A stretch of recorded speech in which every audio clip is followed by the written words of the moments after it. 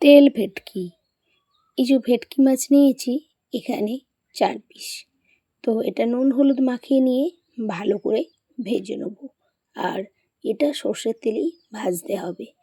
এইদিকে দিয়ে এখন পেঁয়াজ, টমেটো আর কাঁচা লঙ্কা, তার সঙ্গে রসুন নিয়েছি। এগুলো একদম মিহি করে কেটে নিয়েছি। আর টমেটোগুলোকে একটু বড় বড় রেখেছি।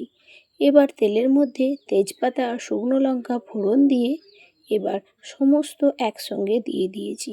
বেশ খানিকক্ষণ ধরে ভেজে নিলাম। একটু নরম হওয়ার পর আদা, তার সঙ্গে জিরে গুঁড়ো, হলুদ গুঁড়ো, একটু লঙ্কা গুঁড়ো আর পরিমাণ মতন নুন দিয়ে ভালোভাবে কষিয়ে নিয়েছি। আবারও একটু জল দিয়ে ভালোভাবে মশলাটাকে ফুটিয়ে নেব। যখন তেল ছেড়ে যাবে, এরকম কালার হয়ে যাবে, তখন আবারও একটু জল দিয়ে এবার ঝোলটা ফুটে গেলে মাছগুলোকে উপর থেকে দিয়ে দেবো। এই মাছটা একটু ভালো করে সিদ্ধ করে নেবেন।